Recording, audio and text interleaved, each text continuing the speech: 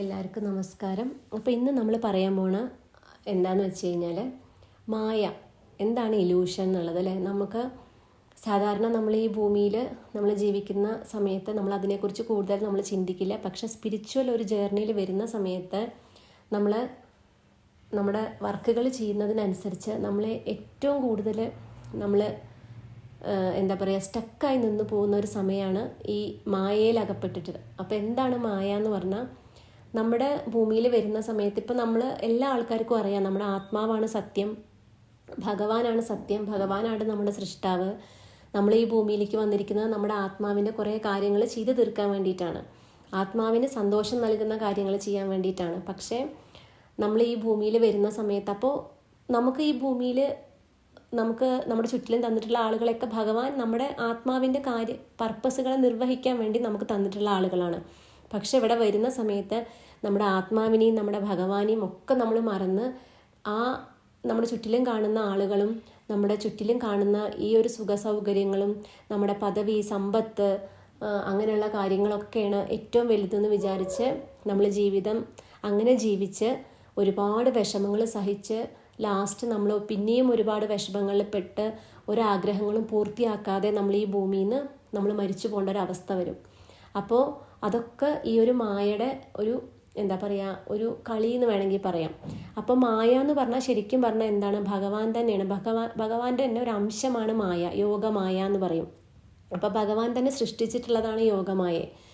അപ്പോൾ ഭഗവാനിലേക്ക് നമ്മൾ എത്തണം ഉണ്ടെങ്കിൽ ഈ മായനെ, ഈ യോഗമായനെ നമ്മൾ അറിയണം. ഈ മായനെ നമ്മൾ അറിഞ്ഞ് നമ്മൾ അതിനെ ക്രോസ് ചെയ്ത് എപ്പോഴാണോ എത്തുന്നത് അപ്പം മാത്രമേ നമുക്ക് ഭഗവാനിൽ നമുക്ക് എത്താൻ പറ്റുള്ളൂ.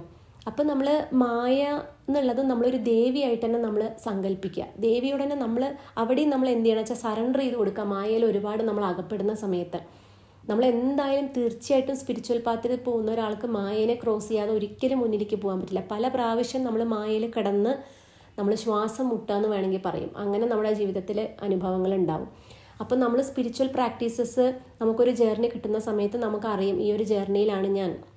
അതിപ്പോൾ ഏത് ജേർണി ആണെങ്കിലും ട്വിൻ ഫ്ലെയിം ജേർണി ആണോ ഏത് ജേർണി ആണെങ്കിലും നമ്മൾ അറിയും.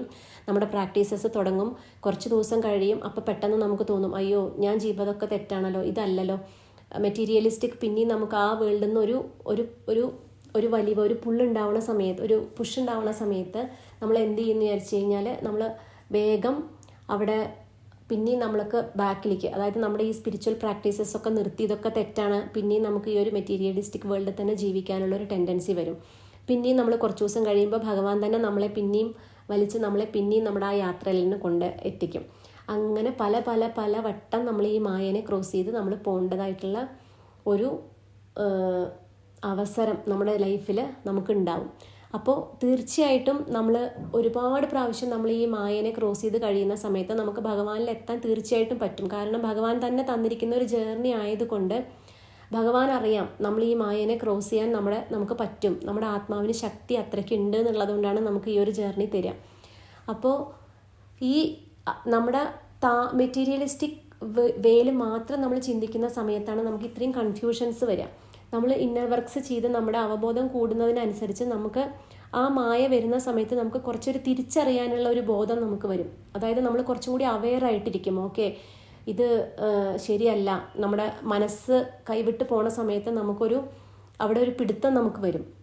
അപ്പം നമുക്ക് ഈ മായ എന്ന് പറഞ്ഞ ശക്തി, മായയുടെ ശക്തി എന്ന് പറഞ്ഞാൽ അത്രയ്ക്കും ശക്തിയുള്ളതാണ്. നമ്മളെ എന്താ പറയുക കറക്കി ഒരു ചുഴിയിലെറിയുക എന്ന് പറയാം. അങ്ങനെ അത്രയ്ക്കും ശക്തിയുള്ളതാണ് മായ. അപ്പോൾ മായയുടെ കഥ പറഞ്ഞപ്പോഴാണ് നമുക്ക് ഭഗവാന്റെ ഒരു കഥ ഉണ്ട് മായയെക്കുറിച്ച് നമുക്ക് കൂടുതൽ മനസ്സിലാക്കണമെങ്കിൽ. എന്താണെന്ന് വെച്ച് കഴിഞ്ഞാൽ നാരദ മഹർഷീനെ എല്ലാവർക്കും അറിയാം അല്ലേ. എപ്പോഴും ഭഗവാനെ കുറിച്ചിട്ട് സ്തുതിച്ച് ഭഗവാന്റെ കാര്യങ്ങൾ പറഞ്ഞ് നടക്കണതാണ് നാരദ മഹർഷിയുടെ ഏറ്റവും വലിയ വിനോദം. അപ്പോൾ അദ്ദേഹം ഒരു ദിവസം വന്നിട്ട് ഭഗവാനോട് ചോദിക്കും, ഭഗവാനെ എന്താണ് ഈ മായ, ഭഗവാൻ അതൊന്ന് പറഞ്ഞു തരുമെന്ന് ചോദിക്കുമ്പോൾ ഭഗവാൻ പറയും മായ എന്ന് പറഞ്ഞാൽ എന്താണെന്ന് ഞാൻ പറഞ്ഞു തരാം, ഒരു കാര്യം ചെയ്യൂ, നാരദ മഹർഷി എൻ്റെ കൂടെ ഒരു സ്ഥലത്തേക്ക് വരുമെന്ന് പറയും. അവർ രണ്ടുപേരും കൂടിയും കന്യാകുബ്ജം എന്നാണ് ആ ഒരു രാജധാനി, ഒരു എന്താ പറയുക ഒരു കൊട്ടാരം അതിൻ്റെ പേര്. അപ്പോൾ അവർ രണ്ടുപേരും കൂടി അവിടേക്ക് ഒരു യാത്ര തിരിക്കും. അപ്പോൾ ആ നല്ല ഭംഗിയുള്ളൊരു കൊട്ടാരമാണ്. അപ്പോൾ അതിൻ്റെ അടുത്ത് നല്ല ഭംഗി, അതായത് ഒരു ചെറിയൊരു ശുദ്ധജലം, നല്ല പ്യുവർ വാട്ടറിൻ്റെ ചെറിയൊരു തടാകം, ഒരു പൊയ്ക ഉണ്ടാവും. അപ്പോൾ അവിടെ എത്തണ സമയത്ത് ഭഗവാൻ പറയും, ഇനി നമുക്കൊരു കാര്യം ചെയ്യാം നാരദ മുനി, നമുക്ക് 2 പേർക്കും കുറച്ച് വിശ്രമിച്ചിട്ട് നമുക്ക് ഇവിടുന്ന് യാത്ര തുടരാമെന്ന് പറയും. അപ്പോൾ നാരദമുനി പറയും, എന്താ വെച്ചാൽ ഇവിടെ നല്ല വെള്ളമല്ലേ, നല്ല ശുദ്ധമായ വെള്ളമാണ്. അപ്പോൾ ഇതിൽ നമ്മളൊന്ന് കുളിച്ചിട്ട് നമ്മൾ യാത്ര ചെയ്യുകയാണെങ്കിൽ നമുക്ക് എന്താണ് നമ്മുടെ ക്ഷീണമൊക്കെ മാറുമെന്ന് പറയും. അപ്പോൾ ഭഗവാൻ അങ്ങനെ പറയണത് കേൾക്കുമ്പോൾ നാരദമുനി എന്ത് ചെയ്യിച്ചാൽ അദ്ദേഹത്തിൻ്റെ കയ്യിലുള്ള വീണയും കാര്യങ്ങളൊക്കെ ആ ഒരു കരയിൽ വെച്ചിട്ട് അദ്ദേഹം ആ തടാകത്തിലേക്ക്, ആ പൊയ്കയിലേക്ക് ഇറങ്ങും. അപ്പോൾ അത് കഴിഞ്ഞപ്പോൾ അദ്ദേഹം ഒന്ന് മുങ്ങി നിവർന്നു. അവിടെ നിന്ന് മുങ്ങിയിട്ട് ഇങ്ങനെ നിവരണ സമയത്ത് എന്താ വെച്ചാൽ അദ്ദേഹം ഫുള്ളൊരു സ്ത്രീ ആയിട്ട് മാറിയിട്ടുണ്ടാവും, നാരദമുനി. അപ്പോൾ പിന്നെ നീറ്റ് നോക്കണ സമയത്ത് ഭഗവാൻ അവിടുന്ന്, വിഷ്ണു ഭഗവാൻ എന്തായിട്ടുണ്ടാവും, അവിടുന്ന് പോയിട്ടുണ്ടാവും. അവിടെ അദ്ദേഹത്തിനെ നോക്കുമ്പോൾ കാണില്ല. അപ്പോൾ ഈ നാരദമുനി സ്ത്രീരൂപമായപ്പോൾ അദ്ദേഹത്തിൻ്റെ പൂർവ്വകാലം, അതായത് അദ്ദേഹം നാരദമുനി ആയിരുന്നു എന്നുള്ള കാര്യം അദ്ദേഹം മറന്നു പോകും. അപ്പോൾ കുറേ നേരം അദ്ദേഹം അവിടെ ഇങ്ങനെ നീരാടിയിട്ട് നല്ല ഉല്ലസിച്ച് അവിടെ കളിക്കും. കുറേ കഴിഞ്ഞപ്പോൾ അവിടേക്ക് ഒരു രാജാവ്, അപ്പോൾ ആ രാജാവിൻ്റെ പേരെന്താ വെച്ചാൽ താലധ്വജൻ എന്നാണ് പേര്. അപ്പോൾ ആ രാജാവ് ആ ഒരു തടാകത്തിൻ്റെ അടുത്തേക്ക് എത്തും. അപ്പോൾ കുറേ നേരം അവിടെ ഇങ്ങനെ നീരാടിയും കൊണ്ടിരിക്കുകയാണ് ഈ ഒരു സ്ത്രീ ആയ നാരദ മഹർഷി. അപ്പോൾ ആ സ്ത്രീനെ കണ്ടപ്പോൾ ഈ രാജാവിന് ഭയങ്കര ഒരു എന്താ പറയുക, ഒരു ആകർഷണം ഉണ്ടായി, ഭയങ്കര ഒരു അട്രാക്ഷൻ തോന്നി. കാരണം ഭയങ്കര സൗന്ദര്യമായിരുന്നു ആ നാരദമുനി സ്ത്രീ ആയപ്പോൾ. അപ്പോൾ രാജാവ് എന്താ വെച്ചാൽ ആ നാരദ മഹർഷി സ്ത്രീ ആയ രൂപത്തിനെ സൗഭാഗ്യ സുന്ദരി എന്ന് പേരിട്ടിട്ട് വിളിച്ചു. അപ്പോൾ കണ്ടപ്പോൾ തന്നെ അവർക്ക് 2 ആൾക്കും ഭയങ്കര ഇഷ്ടമാവും. അപ്പോൾ അത് കഴിഞ്ഞ് അവർ 2 പേരും എന്താ വെച്ചാൽ അവിടെ നിന്ന് തന്നെ ഒരു ഗന്ധർവ, പണ്ടൊക്കെ അങ്ങനെയല്ലേ, ഗന്ധർവ വിധി പ്രകാരം അവർ 2 പേരും എന്താ വെച്ചാൽ അവർ കല്യാണം കഴിക്കും അവിടെ നിന്ന്.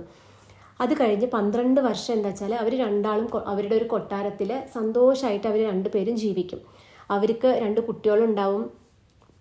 ആ കുട്ടികളൊക്കെ ആയിട്ട് അവർ നല്ല ഹാപ്പി ആയിട്ട് അവർ നല്ല സന്തോഷമായിട്ട് ജീവിക്കും. അപ്പോൾ കുറേ കുട്ടികളുണ്ടായിരുന്നു അവർക്ക്. അത് കഴിഞ്ഞിട്ട് പിന്നെയും കുറേ കുട്ടികളുണ്ടായി. അങ്ങനെ അവർ എല്ലാം നല്ല സൗഭാഗ്യങ്ങളോട് കൂടി സന്തോഷമായിട്ട് ജീവിച്ചു. അപ്പോൾ ഒരു ദിവസം എന്താ വെച്ചാൽ ഇവരുടെ രാജ്യത്തിനെ വേറൊരു അപ്പുറത്തുള്ള ഒരു രാജ്യം ആക്രമിച്ചു. അപ്പോൾ എന്താ പറ്റിയെച്ചാൽ ആ യുദ്ധത്തിൽ പെട്ടിട്ട് ഇവരുടെ കുറേ കുട്ടികളൊക്കെ മരിച്ചു പോകും. മരിച്ചു പോണ സമയത്ത് ഇവർ 2 പേരും എന്താ വെച്ചാൽ കുട്ടികളുടെ ഈ മൃതദേഹത്തിൻ്റെ അടുത്തിരുന്നിട്ട് കുട്ടികൾ മരിച്ചു എന്ന് പറഞ്ഞിട്ട് ഭയങ്കര സങ്കടമായി അവർ അങ്ങനെ കരയാൻ തുടങ്ങി. അപ്പോൾ ആ സമയത്ത് വിഷ്ണു ഭഗവാൻ എന്താ വെച്ചാൽ അവിടെ പിന്നെയും പ്രത്യക്ഷപ്പെടും. എന്നിട്ട് അവരെ 2 പേരെയും കൂട്ടിയിട്ട് പിന്നെയും ഭഗവാൻ എന്ത് ചെയ്യുക, പണ്ട് പോയിരുന്ന സെയിം ആ ഒരു തടാകം കന്യാകുബ്ജ എന്നുള്ള ആ ഒരു രാജ്യത്തിലെ അവിടെ ആ സരസിൻ്റെ അടുത്തേക്ക് ചെല്ലും, പൊയ്കയിലേക്ക് ചെല്ലും. അവിടെ ചെന്നിട്ട് പറഞ്ഞു, നിങ്ങൾ 2 പേരും ഈ ഒരു പൊയ്കയിൽ ഇറങ്ങി നിങ്ങൾ മുങ്ങി കുളിക്കുകയാണെങ്കിൽ നിങ്ങളുടെ എല്ലാ ദുഃഖങ്ങളും തീരും എന്ന് പറയും ഭഗവാൻ. അപ്പോൾ 2 പേരും എന്ത് ചെയ്തു വെച്ചാൽ അവിടെ ചെന്ന് അവിടെ മുങ്ങിയിട്ട് എന്താ പറ്റിയെച്ചാൽ അവിടെ നിന്ന് നിവർന്നപ്പോഴേക്ക് തന്നെ നാരദ മഹർഷി സ്ത്രീ ആയിരുന്നില്ല, ഈ സൗഭാഗ്യ സുന്ദരി എന്ന് പറഞ്ഞ ഈ സ്ത്രീ പിന്നെയും എന്തായി നാരദ മഹർഷിയായിട്ട് മാറി. അപ്പം തന്നെയാണ്, അതായത് അപ്പം തന്നെ ജ്ഞാനോദയം, എൻലൈറ്റ്മെൻ്റ് എന്ന് നമ്മൾ വേണമെങ്കിൽ പറയാം. അപ്പോഴാണ് നാരദ മഹർഷിക്ക് മനസ്സിലായത് മായയുടെ ശക്തി എത്രത്തോളം ഉണ്ട്. കാരണം ഒരു നിമിഷത്തിൽ നമ്മൾ നാരദ മഹർഷി ഒന്ന് മുങ്ങിയപ്പോഴാണ് സ്ത്രീ ആയത്. അതുപോലെ ഈ ഭൂമിയിൽ അത്രത്തോളം മായയുടെ ശക്തി വളരെ അധികമാണ്. ഇപ്പം നമുക്ക് മനസ്സിലാക്കണമെങ്കിൽ നമ്മളൊരു മലയാളത്തിലൊരു മൂവി ഉണ്ട്, മോഹൻലാലിൻ്റെയൊക്കെ ഗുരു എന്ന് പറഞ്ഞിട്ടൊരു മൂവി ഉണ്ട്. കാണാത്ത ആൾക്കാരുണ്ടെങ്കിൽ അതൊന്ന് പോയി നോക്കി അറിയാം. അതിലും സെയിം ആ മോഹൻലാൽ ഒരു കണ്ണ് കാണാത്ത ആൾക്കാരുടെ ഒരു സ്ഥലത്തിലേക്ക് പോയി എന്ന് വെച്ചാൽ അത്രയും മായയുടെ ശക്തി അത്രയാണ്. നമ്മൾ ഇല്ലാത്തൊരു സാധനം നമുക്ക് ഉണ്ടെന്ന് നമുക്ക് തോന്നുകയാണ്. അപ്പം അങ്ങനെ നാരദ മഹർഷി ഇത് മനസ്സിലാക്കി. ആ സമയം എന്തായി, രാജാവാണെങ്കിൽ ഭാര്യയെ കാണാനില്ല. ഭാര്യ നാരദ മഹർഷി ആയത് അദ്ദേഹത്തിന് മനസ്സിലായിട്ടില്ല. അദ്ദേഹത്തിന് ആ ഒരു ഭാര്യയെ തിരയാൻ തുടങ്ങി. അപ്പോൾ ഭഗവാൻ തന്നെ പറയും, ഇതൊരു എന്താ പറയുക, ഇങ്ങനെ സംഭവങ്ങൾ ഉണ്ടായതാണ്.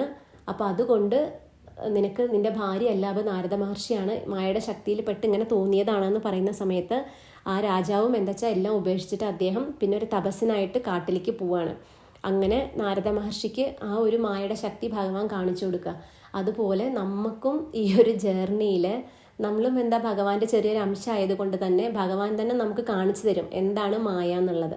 പക്ഷേ നമ്മൾ ഭഗവാനിൽ വിശ്വസിച്ച് നമ്മൾ ഈ ഒരു നമ്മുടെ വർക്കുകളെ കണ്ടിന്യൂ ചെയ്ത് നമ്മൾ മുന്നിലേക്ക് നമ്മൾ പോയി കഴിഞ്ഞാൽ തീർച്ചയായിട്ടും ഭഗവാൻ തന്നെ മായെന്ന് നമ്മളെ കൈപിടിച്ചുയർത്തും. ആ യോഗമായായിട്ടുള്ള ദേവി തന്നെ നമുക്ക് ഭഗവാനിൽ എത്താനുള്ള എല്ലാ സഹായങ്ങളും നമുക്ക് ചെയ്തു തരും.